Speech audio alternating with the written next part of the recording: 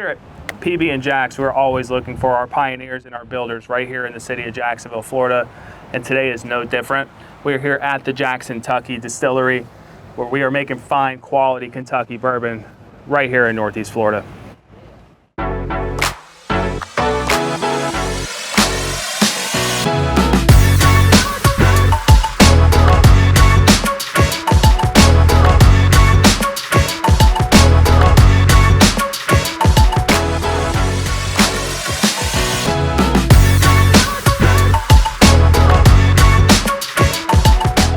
Welcome back. We're doing some pioneering, some building, some Jacksonvilling.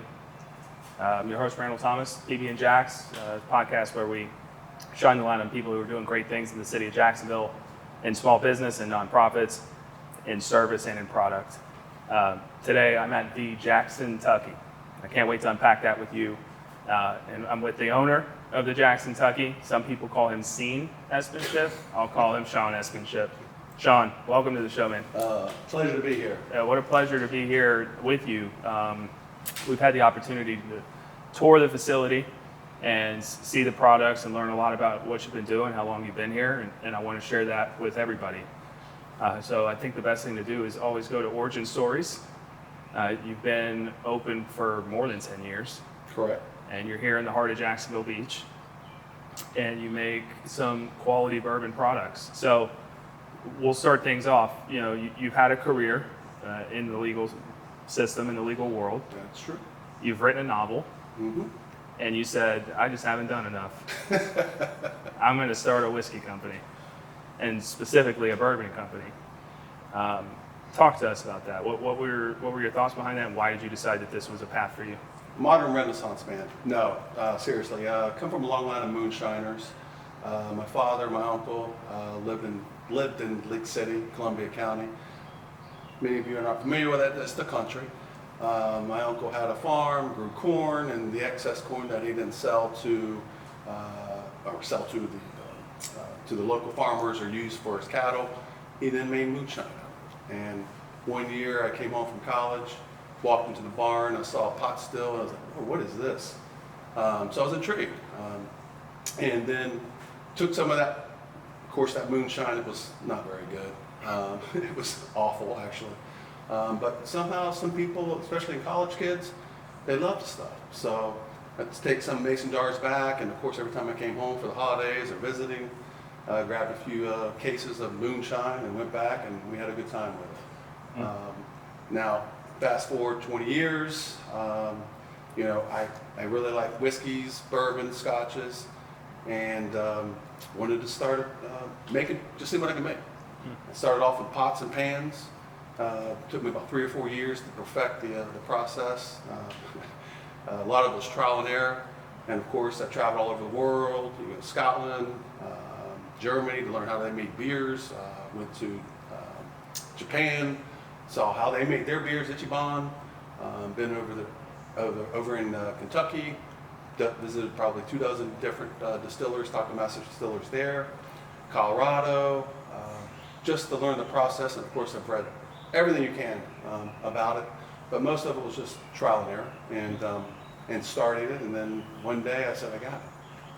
When you decided that you were going to actually start the company, you know, it's one thing, people have a passion to make their own beer at home, they make their own whiskey at home, whatever the case may be, but you said, I'm going to barrel this, bottle this, sell this. When along that journey did you say, the timing is right, I want to do this, and then you kind of dove in with both feet? It's interesting to say that. I was over in Scotland with my law partner. We used to travel over together, and he's a big whiskey, Scotch aficionado. I don't know if I'm saying it correctly, but anyway, we were at Macallan Distillery in Speyside, and they let you taste the White Dog right off the still. And I tried it, and I'm like, man, mine's just like this. I mean, seriously, that was what it was. It was like an epiphany. So he and I are tasting it. He was like, yes, I think we have something. So the stuff we were making was equivalent to some of the top Scotch in the world. So came back, and then it went into, okay, what kind of barrels? Because before I had these little barrels, I had some stuff aging. And then once we went to Kentucky, and they're using all the Independence Day barrels. to age 85% of the bourbons that we drink. I then got rid of those barrels, stuck my distillate in those barrels, and then waited 4 or 5 years, and then, wow, I was shocked that I actually made something that was good. Yeah, and we're going to get into how good here in a minute. But I do want to be a little educational. For the snobs out there, bourbon is a Kentucky product. And for those who don't know anything about bourbon as it relates to whiskey, every horse is an animal, but not every animal is a horse. Every bourbon is a whiskey, but not every whiskey is a bourbon. What is the difference between whiskey and bourbon? Well, bourbon, there's certain rules. Of course, you got to age it in white oak charred barrels that are fresh. And also the distillate itself has to be at least 51% corn. So, and then you can play with that ratio. Most bourbons have 3 to 4 grains. The grains being corn, of course, wheat or rye, and then barley. And any combination that's your mash bill, so to speak. You play with that, and then again, it has to be at least 51% corn. Most bourbons you drink are between 70 and 75% corn. Yep. And then the rest is filled out with wheat or rye and barley. Okay. And then the different products is you tweak the amount of grains that go into each, change the alcohol content, you can change the flavor profile. Once again, for educational purposes, if you have, in this case we have 4 products, how is one bourbon different than the other? Well, I wanted to make, my goal was to make a premium bourbon, single barrel cask strength, because I just like the robust flavors that single barrels cask strength provide. But along those lines, when I was making the distillate, I was playing with those ratios. And I enjoyed Pappy Van Winkle, and I knew it was a wheated bourbon, and I also liked Maker's Mark, which is an economical wheated bourbon. I liked them both, and why did I like them? I didn't know the mash bills, and I figured it out. Oh, wheat. So that's what prompted me to make my first whiskey a wheated bourbon, but I upped the wheat content because I wanted to make it theory-wise, not feel the heat that you do when you taste a single barrel. It just burns. Right. Luckily, my theory worked, and when you drink 125, 120 proof and you really don't feel the burn, then I did something right. Yeah, absolutely. I had a little taste test before we started this, and I didn't feel an ounce of burn. So whatever you were doing, you absolutely did it right. So I was reading on the website that the locale has a lot to do with this. Once again, I was talking about snobs think bourbon comes from Kentucky. Right. This one comes from Jacksonville Beach, and I believe in the website you feel that the elements here play a huge part in the product. The climate, the temperature, the fact that we're close to the ocean. Can you unpack that a little bit and why you feel that way? Absolutely. The thing is with the Kentucky bourbons, one of the main components is water. The water comes from limestone. It passes through limestone, which has a mineral content. So that's why the bourbons in Kentucky all have a similar flavor profile. So I took that and I go, okay, well, what's Florida have? Florida has the Florida Aquifer, which is also limestone based. So we dug 400 feet into the ground. Now I'll pump my water up, which has the same mineral content as all the bourbons in Kentucky. The next thing is, you see the copper pot stills. Now a lot of the distilleries in Kentucky, they mass produce with big column stills. Many of them do not batch distillation because it's just not efficient and it's not economical. My setup is really akin to what the Scots do because I'm a big Scotch fan. So I wanted to mimic their processing. So I do double distillation. What that does, it not only it's akin to, or I say akin, but all my distillates passing through copper pot stills, as they do in Kentucky, pass through the copper, which acts as a detergent, cleans it. So most fine bourbons and scotches are all made in copper pot stills, or in pass through copper, I should say. Yeah, awesome. And since we have the Florida climate here, we don't have we have very moderate winters, very mild winters, as a matter of fact. So the heat plays a part in how quick something can age. In Kentucky, whenever it's stored in Kentucky, the winters will slow down the aging process. And obviously, correct me if I'm wrong at any part of this. You're right on. But right here, on point. here in Florida, we get to kind of rapid fire through the aging process a little bit, whereas something that would produce a very dark amber color might take 10 years in Kentucky. We might be able to produce that in 6 years here. Is that correct? That is absolutely correct. The thing is that, many fine scotches, and I'm going to pivot to that, 15, 20 years. The reason is because it's cold in Scotland, 9, 10 months of the year. So you may only get that whiskey aging for 2 or 3 months. So it's going to take time for it to go in and out of the barrel. Kentucky, it's still hot during the summers, but it's not hot like it is in Florida. It's always hot in Florida. The heat, basically with the distillate going in and out of the wood, it's aging year round.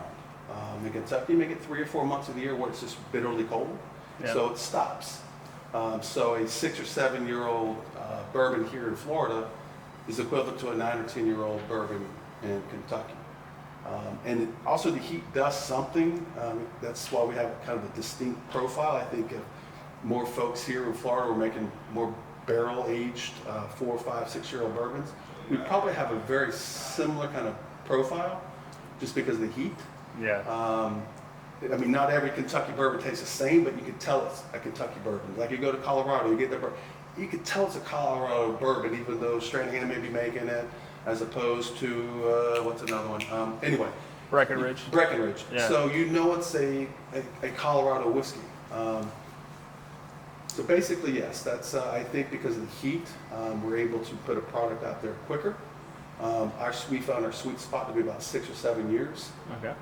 But we do have some that are going to be aging longer just to see how those See what turn it out. is? Yes. I just want to confirm that you're saying that Florida is a substantially better state than Kentucky is. No. Yeah, I'll say it. Oh, the Kentucky fans are going to really come out. I'll come say after me. I don't mind. I don't mind at all. But it's great that we can produce a product here. Mainly, and so you hit the nail on the head. Most of this is water. It's liquid, so it has to be water. But you got the same water profile, limestone profile off of the Florida aquifer, and you have direct tapped access to it Yes. to fill up your tanks and begin the whiskey making or the bourbon making process. Yeah, so like I said, the mashing process, we put all the grains in, it steeps, and you get a sugary water, which is called a wort. It really needs the mineral content that passes through limestone.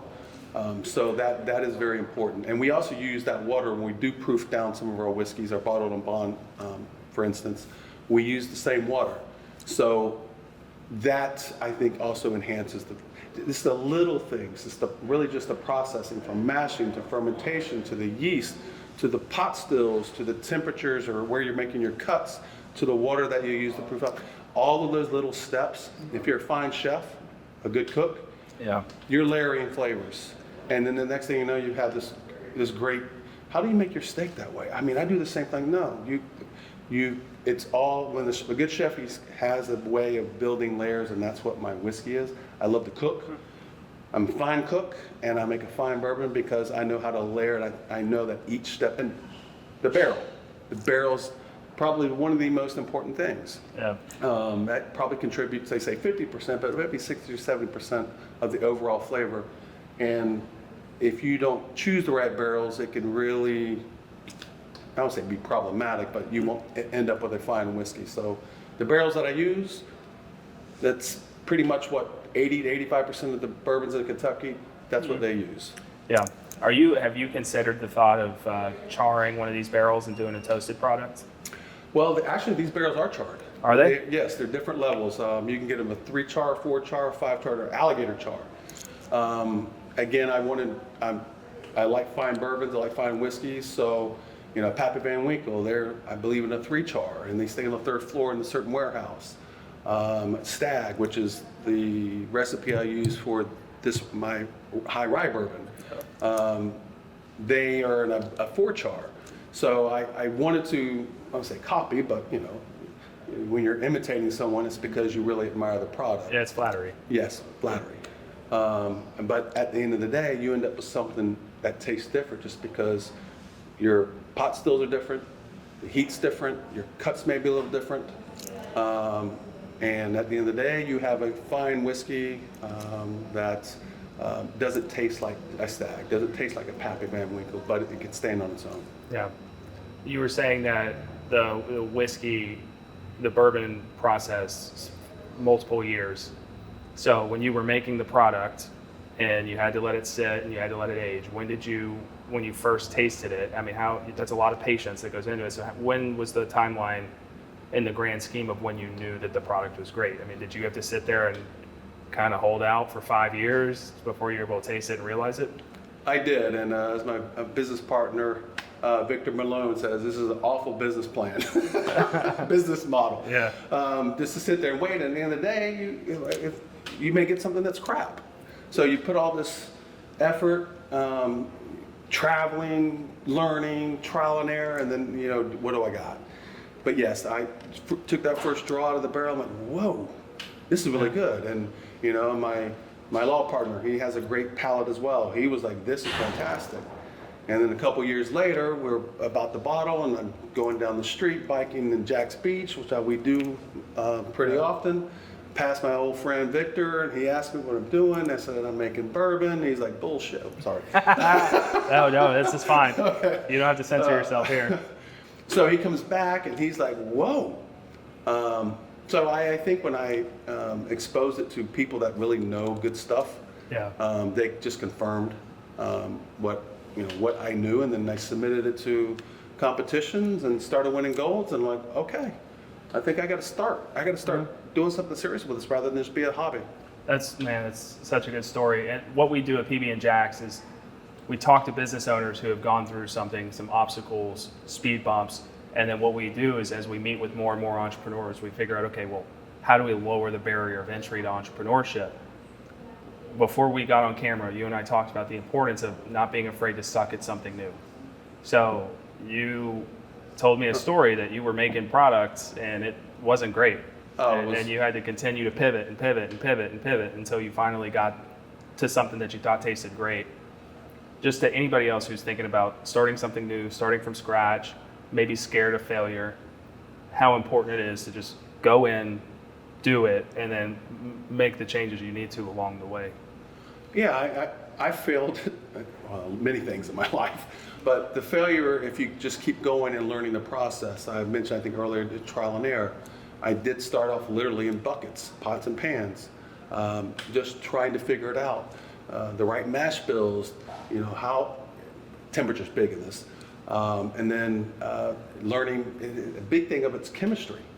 I wish I had a chemistry degree because then I really understand how it works. But it's an art form, making whiskey, and it's also a science project. It really is. Yeah. Yes, when I first started, I threw a lot of stuff out. Then when you start distilling the stuff, and it's coming out, and you don't know how to make cuts. Meaning cuts, you got the stuff that comes out first. You don't want to do that. Then you got the hearts, and then you got the tails. And it's finding that heart cut, because when you first try, you're like, oh my God, this is awful. It's go right. And then you keep doing it, and then finally, like, okay, that's it. And then at the same time, as you're still going through the distillation process, you have to find out where your bottom cut is. So. Yes, a lot of stuff got dumped. A lot of grains got, pushed, or not pushed, but flushed down the drain. So yes, I think most business owners, there's no quick rich get scheme. If you invest in Bitcoin, lucky you. But most of us have to go through the trial and error process, learning, educating yourself, and having perseverance. Yeah, it's a great story for other people to hear too. Speaking of getting a business off the ground, a huge part of that is in the name. And so here we have the Jack-Son-Tucky. And I think looking at it is Jackson, Jacksonville, Tucky, Kentucky, an homage to where bourbon is king. Right.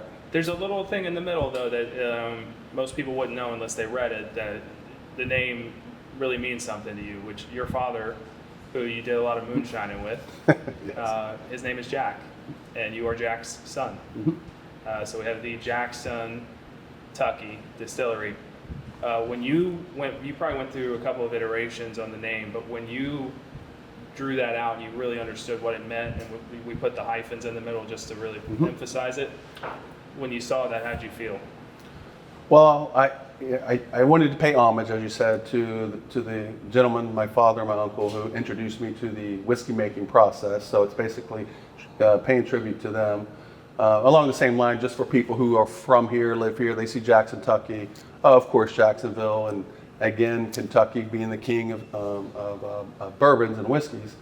But yes, as you pointed out, I put the Jack, the hyphen, me being the son, and again giving credit to Kentucky, but for them basically, I would say showing, but being the vanguard of how to make bourbons, how to make whiskey. So that played a big part of it. But yeah, it has a more of a significant meaning, the name, than most names. Yeah, listen, I think it's perfect. I'm not saying that 'cause we're on camera. I mean, I think you nailed it. So we got the name down, we've got the process down, we got the beginning of the journey. You've been in this building for how long?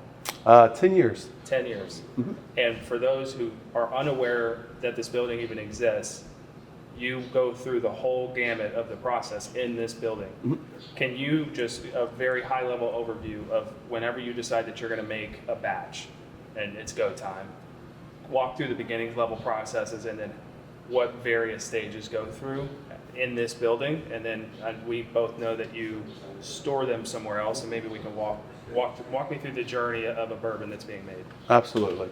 Well, as I gave you the nickel tour when you came in here initially, we do the mashing here. So what that means is that we make every ounce of the liquor, we hand bottle it, we pack it in boxes, and we, like I said, we make it here. So we bring in the grains being corn, rye, or wheat, depending on the bourbon I'm making. I also make a single malt. That's a Scotch, because like I said, I'm a big fan of Scotch, and I've basically made my processing just like the Scotch, just so I can make one day a fantastic single malt. So we'll bring the grains in, we'll steep them. All that means is that you're just dumping hot water in it, like tea, and then getting the sugars out of the grains, and then that's called a wort. Then we'll transfer it to our fermenters, where it sits 5 to 7 days, meaning that we pitch the yeast eat the sugars, which then they produce about 50% carbon dioxide, and the other 50% is alcohol. Then what we call a distiller's beer. We then drain the fermenters and we stick the first run in this big boy here. And then we basically cook off, that meaning the steam. We take the steam, that's alcohol. It comes out about 20%, that's 40 proof. You don't want to drink that. No, you don't want to drink that. But what we call this is called a wash still. So that's the first run. Then we go to the smaller still, which is called a spirit still. Again, all copper contact. And then once that, it's basically we're refining it. So the smaller still, what we call a spirit still, I think I mentioned that. And it comes out basically at 160 proof. So that's 80%. Yeah. We don't want to take that because that's methanol, the stuff that can make you go blind. Not necessarily, but you got to drink a whole crap load of it. It's potent. Yeah, it's potent. Yeah. So I start collecting right around 140, 45 proof, and then go down to about 100 proof, mm-hmm. And then that's my heart cut, and then that's what ends up in barrels. Yeah, and all of that takes place in this building. In this building, from process from A to Z. And then once we put it in a barrel, once it's ready to begin the aging process, that does not take place here. No, we fill the barrels here. We have a farm out in Stark, a 40-acre farm. So the barrels are out there sitting. One is because we need space. Two, fire marshal came in here, so Sean, get the barrels out of here. Fire hazard, anything else. But no, they're out there. And just the climate. The climate you have, it's like farm country. But it sits in the barrels for 6-7 years. And as we mentioned before, it's constantly aging. So yes, that's where we store the barrels. One for safety. Two, people can't just come in here and steal stuff because That's important. it's very important.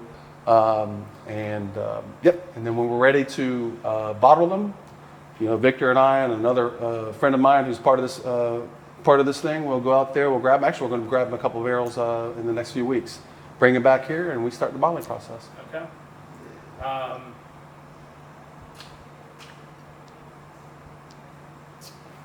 Trying to figure out if I want to cut this part, please. I'm trying to figure out if I want to keep going down the barrel route or the aging route. I do. Back in. On the aging process, what is the very minimum that it has to age for you to put your stamp of approval on? Minimum 4 years. You can call bourbon bourbon even if it's been in the barrel 2 days, but you have to put an age statement on it. Any bourbon that you see on the shelf that doesn't have an age statement, it's been aged at least 4 years. So the age statement comes into play anything less than 4 years. And my first gold medal, the bottle there, that was aged 4 years. But we have figured out that our sweet spot is 6 to 7 years. Yeah, I'm so happy you brought that up because that's a great transition point. Because we were talking about when you first started out, you weren't in love with the product, right? You had to pivot, move, try something different, cut here, cut there, until you found something that you liked.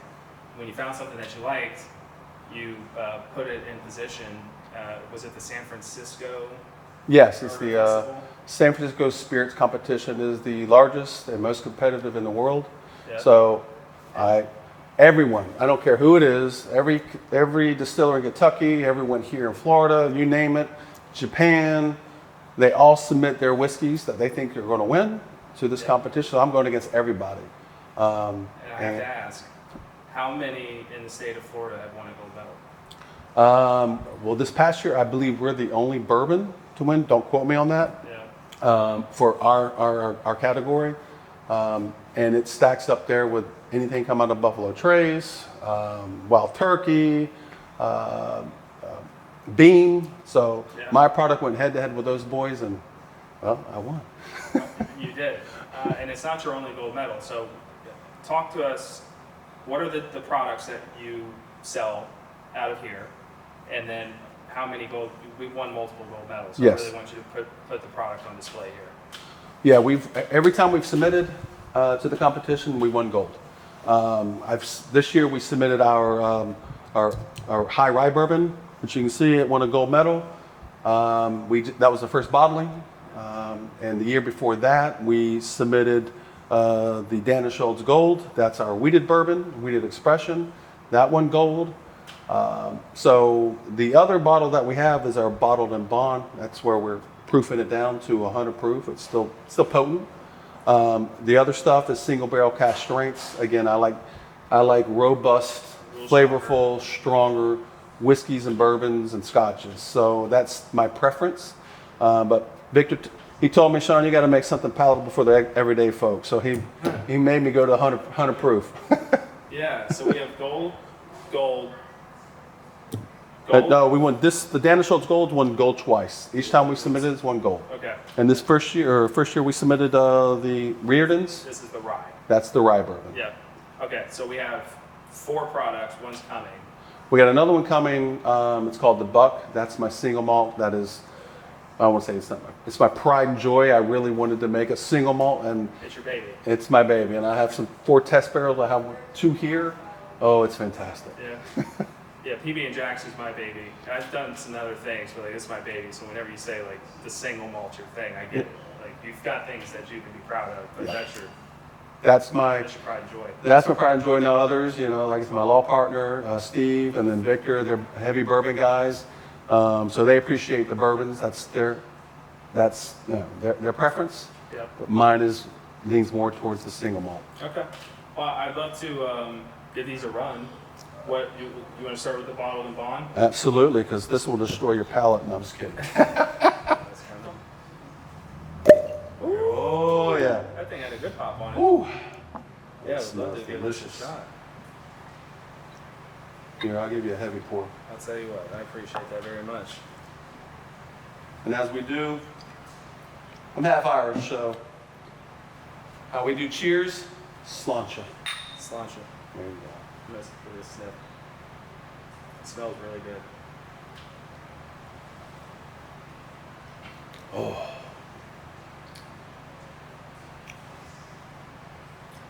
Yeah, I'm a bourbon guy. This is really good. Oh, don't get me wrong. I love bourbon. Yeah. I love it too. Yeah, I'm excited to get into the rye here in a second too, but this is, Sean, you did something with this one. This is good. And this is the same mash bill as the Danish Old Gold, which is the wheated bourbon. We've just taken the wheated bourbon and made it more, like I said, more palatable for the everyday folks. Because this stuff, you know, because the Florida squeeze, even though we like bourbons, Yeah. it doesn't really burn us. But some people, it could be a little hot. I get it. This stuff here is a little milder. Once again, I'm big on education, and so bottled and bond, there's a historical element to its certification. Right. Then this goes back To Prohibition. Yeah, 100 plus years. So there's it has to meet certain criteria to be bottled and bond. Just to give some folks here a little bit of a history lesson. Back during Prohibition, people were just selling things, could call it bourbon, they could put anything they wanted in the Yep. bottle. Cheapen the product, maximize profits, but also just get away with bootlegging. Correct. Without having to take the time measures to build something that was useful. Bottle and bond came to be. Help us understand that. Why is it that? What are the qualifications? And then, you know, for you, you didn't have to make a bottle and bond product. Why did you? Because it does give it legitimacy, because it's a stamp basically by the federal government saying that your stuff is what it says it is. Because back in the Prohibition days, as you indicated, people were just putting all kind of bootleg gin, crap in bottles, people dying, going blind. But if it had this designation on it, and what it basically means that this whiskey is made at that particular distillery, it's bottled at distillery, and it's 100 proof. Once you meet, basically, those are the main not say categories, but criteria. Yep. In order to call it bottle and bond. You put that on it, you knew it was legitimate. And that's carried forward. Anytime you go into a liquor store, if you see bottle and bond, you know it's made by that distillery. You know, it's not made somewhere else, because a lot of stuff is made by someone else, and they just put the product and they put their name on it.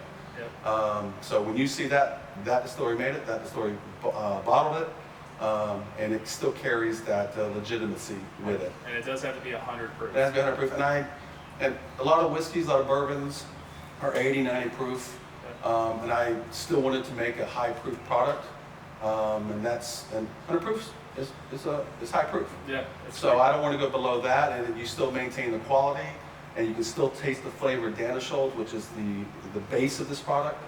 It's just more milder. I really like it. I really do. The Danish Schultz is my favorite. I think I was pretty vocal about that earlier. But yeah, you can taste it coming through. Well, you mentioned that my Danish Old, again, is a wheated bourbon. I always lean towards, and I didn't know why, Pappy Van Winkle loved it. Now you can't get a bottle of it.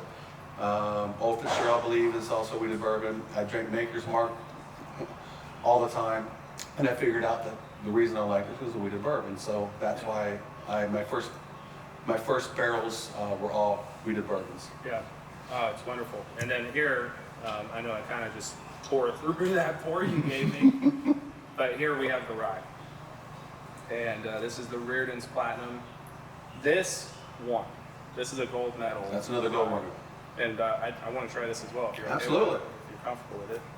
Let's see if we can get the same kind of pop here. Oh yeah. There you go. So this bourbon, I'm also a Stag fan, which is a high rye bourbon. And like I said, the flattery, I wanted to make an excellent rye bourbon. So I took their mash bill, used the same cuts that they used, but again, doesn't taste like Stag. It's its own, it stands on its own. And then what's the toast? Sancha? Slancha. Slancha. Slancha. Yes. Salud. That smells so good too.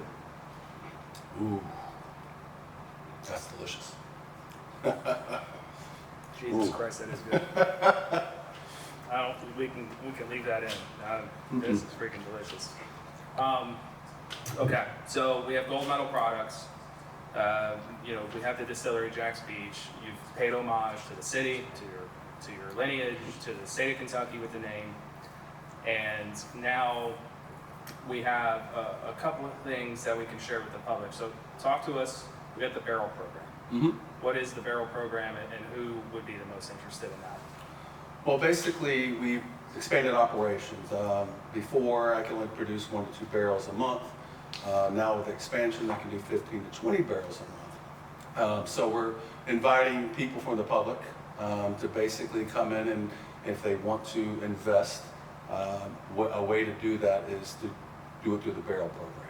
And so you can participate not only in drinking the whiskeys and having your own bottles, but also making money. And how would they go about talking to you about that? We're putting together now, so I'm just mentioning that at this point, we're in the beginning stages, but really in the next 3 to 6 months, maybe not that long, but in the next few months, we'll have something to roll out that people can go onto the website, and if they want to inquire, we'll provide them a roadmap to do that. Okay, wonderful. And one of the things about the facility here is it's not open to the public per se. This is a full operational facility, but there is a space out front that people can come and rent out for events, happy hours, socials, whatever the case may be. Can you elaborate on that a little bit? Absolutely. I don't have much to do with that. That's my business partner, Victor. God bless him. I like to be behind the scenes. Put me in the back, making the whiskey. He's out front, schmoozing and dining, kissing babies. So yes, we have a little social venue that he rents out to birthday parties or any kind of thing, work parties. And he's a great host. He loves doing it. He pours the drinks. He talks to the people. He's really been great at promoting it. And sometimes he drags me in, and I make an appearance. And once I'm there, I'm good. Yeah. After a couple glasses of whiskey, I'm ready to schmooze it with him. Yeah. Speaking of Victor, this will be the hardest question I'm gonna ask you today. Say one nice thing about him. I'll screw him. He's not getting that out of me. Even though you've had a couple drinks in you? No. Oh, I love the guy. Okay, that's good. That works for me. Is there anything we're missing? I mean, we talked about the product. The product's great. We got the line coming out. We understand the process. We understand where you are. We understand why you're important to Jacksonville. We have basically positioned people to drink it because it's delicious, and they would be able to support a thriving operation that makes a great product in their own city. But what am I missing? Is there anything else that the people should know? Well, let's see here. Anything they should know. To be proud that we're making a great product. I mean, I live here. I grew up here, and we have great surf shops. We have great restaurants that are coming. We get great products from other vendors, and I want to be able to contribute to the community and be proud of something, and I think I've done that. I actually agree with you. I think you have too. If somebody wanted to buy a bottle, where would they go? Well, the only products that we have at through our distributor is the bottle and bond. When we release, which again, Victor's the one that controls that, which is smart because we got to have the product ready over the next 4 to 5 years, so we have to allocate it. So the only thing that you can buy at the retailers is the bottle and bond. The other products are single barrels. We only do it once a year. That's posted on our website, social media, and we sell that here out of the distillery just because we have limited quantities. I mean, I think only 180 bottles from the last barrel of the Reardons, Yep. and that's it. So the next bottling. Same thing with the Schultz. We're probably going to barrel or bottle a barrel within the next 4 to 6 months, and then once it's gone, it's gone. Okay. And you got to wait another year, maybe 2 years. Where can people buy the bottle and bottle in terms of distribution? When we release it, they can buy it at Rowdy's here at the beach. They can buy it at Total Wine. The person asking more about that would be Victor. He's the one that But controls all of that. You can't say anything nice about us. I can't. I told you I love the guy. But we're brothers, so we have to still be mean to one another from time to time. So there's liquor stores across town where people can. Yeah, there's probably 2 to 3 dozen various wow. liquor stores. Yeah, I mean, they clamoring for it. I mean, Champion, who's our distributor, you know, this is a funny story. My cousin owns Crispy's over off Main in Springfield. Mm-hmm. And he called me the other day. He's like, man, I'm your damn cousin. You can't give me a case. Like, well, we don't have any to give right now. And he was talking to a distributor who's Champion. And they're like, we begged them for the stuff.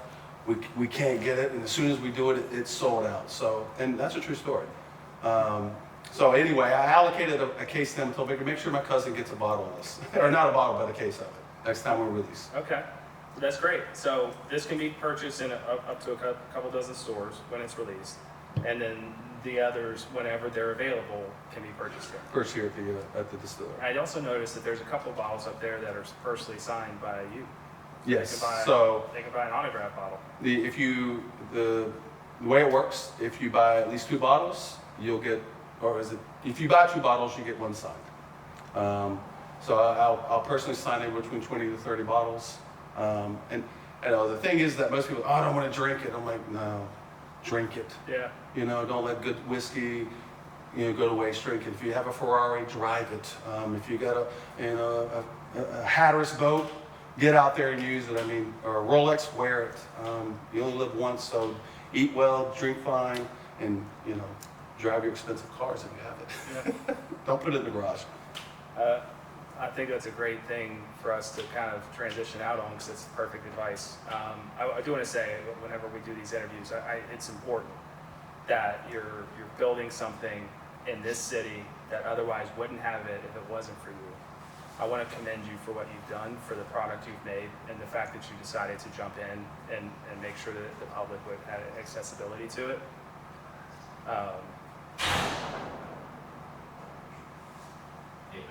The 2030s allocation stuff as well. Oh, okay. Oh, Yes.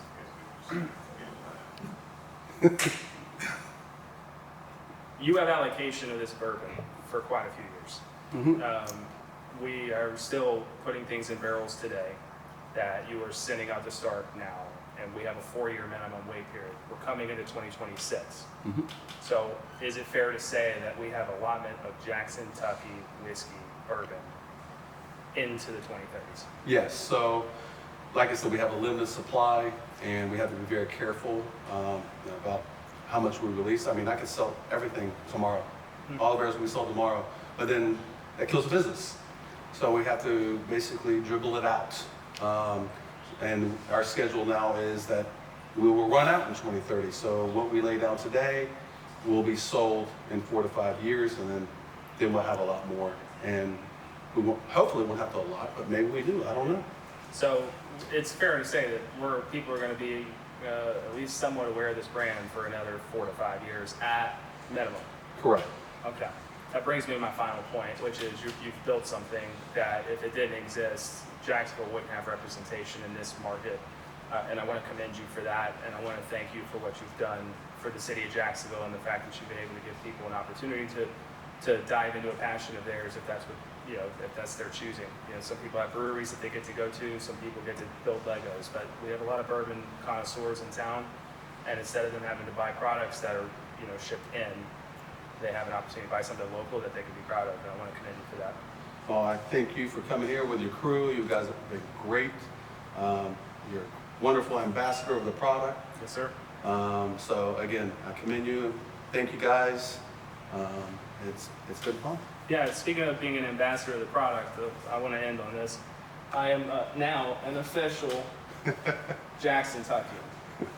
So there we go. And let's end on this, man. Cheers, bro. Congratulations on all your success. Thank you.